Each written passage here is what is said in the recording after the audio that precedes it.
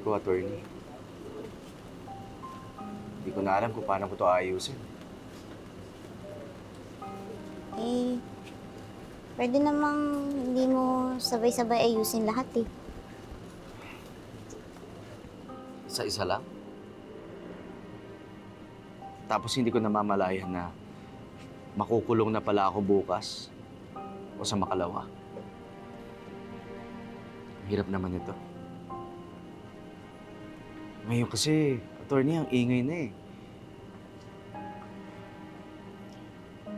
Ito yung klase ng ingay na nanggagaling sa loob. Parang akong sumasabog na hindi ko na kakayanin.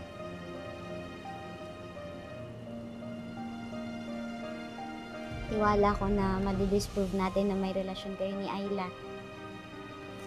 Tsaka na natin isipin kung anong magiging lagay ng bata. Kasi importante din yun eh. Pero, sa isang kaso lang, ito muna.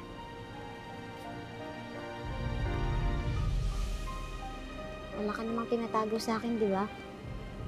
Tapat ka naman sa akin. Gaya ng mga bagay na makakapagpatunay na hindi ka tapat sa asawa mo. Na sinasaktan mo siya emotionally and mentally.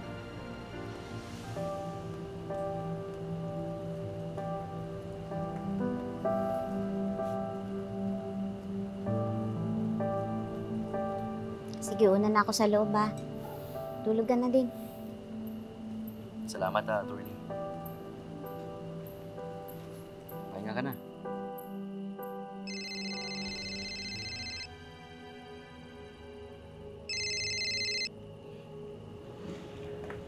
Hello?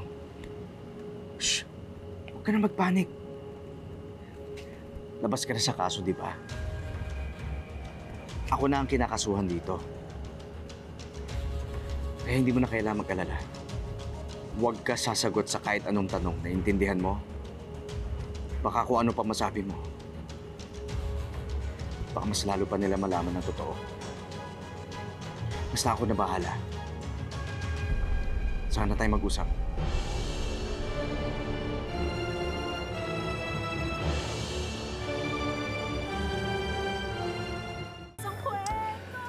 Ay, siguro naman nabasa nating lahat at naaral yung laman ng attachments ng complaint affidavit ng prosecution, di ba? I think we can win this, Attorney Bonifacio. Sorry, I just really love your name, sir. Anyway, this should be easy, right? Why do you say so, Mr. De Leon?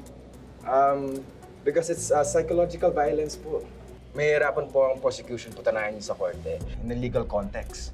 Dahil walang forms ng physical evidence, katulad ng pang-uubuso.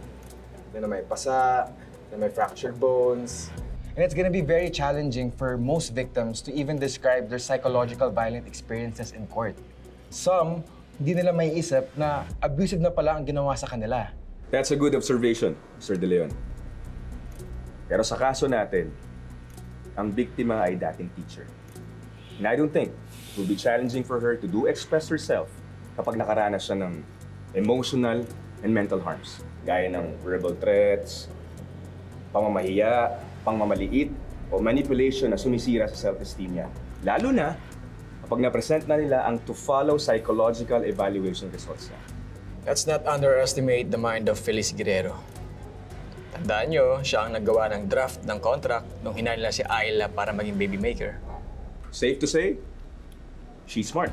But not smart enough to have the foresight to know that this whole baby making was a disaster in the making. Sorry, sir. Pero totoo naman po, right? Well, kaya nga tayo nandito, di ba? Para maayos na natin tong disaster na to. Honestly, mabait at magaling na teacher tong si Feliz. In fact, bago siya mag-resign for health reasons, assistant school paper advisor siya. Paborito nga siya ng mga estudyante niya eh. Masayahin siya. Noon. Pero ngayon kasi, kitang-kita mo na yung lungkot sa mga mata niya. At kung kitang-kita pa rin yun kapag umupo siya as witness, doon pa lang convincing na agad na she is indeed going through a very difficult time emotionally and mentally. At isang testimonya lang mula sa kanya na nakaranas siya ng emotional at mental abuse dahil sa allegedly marital infidelity ni Samson at ni Ayla, maaari na agad tanggapin yun ng korte as a strong ground for psychological violence. Now, madali pa rin ba sa'yo ito, Mr. De Leon? No, Attorney Matias. But you're right. Mahirap man, pero we can still win this case. We should win this case.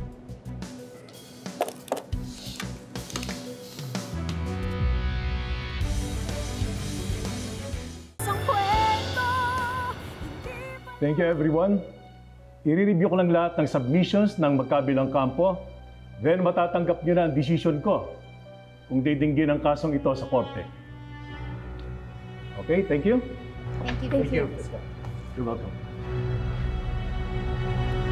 So I guess I'll see you in court, Attorney Matias. Akala ko in denial ka pa rin na walang mahahanap na probable cause sa fiscal for this to proceed to a court trial. Handa kami. You better be.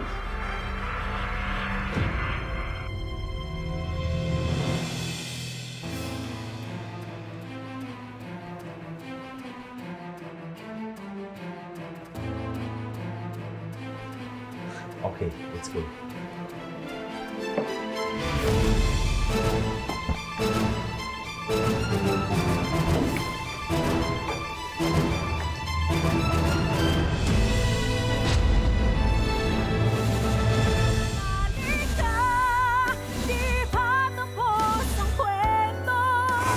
Mrs. Guerrero, totoo ba na sa inyo mismo nanggaling ang idea sa pagkuha ng isang baby maker? Sabi po ng asawa ko, yun lang daw yung paraan para mabuo yung pinapangarap naming pamilya. Ikaw ang may gusto nun. Huwag kang magsinungaling. Ako ang hindi basta-basta papayag sa gusto mo. Order in the court. Counsel, ayusin niyan kundi palalabasin ko yan. Apologies, Your Honor. Mrs. Guerrero, wala kayo ibang pinag-awayan na ibang babae ng asawa mo. Kaya nagkasundo kayo na buntisin niya ang inyong assistant para maging ina ka. Tama o mali? Pumayag po kayo na makipagtalik ang asawa niyo kay Ayla Ocampo? Para po Oo, hindi lamang po. Opo.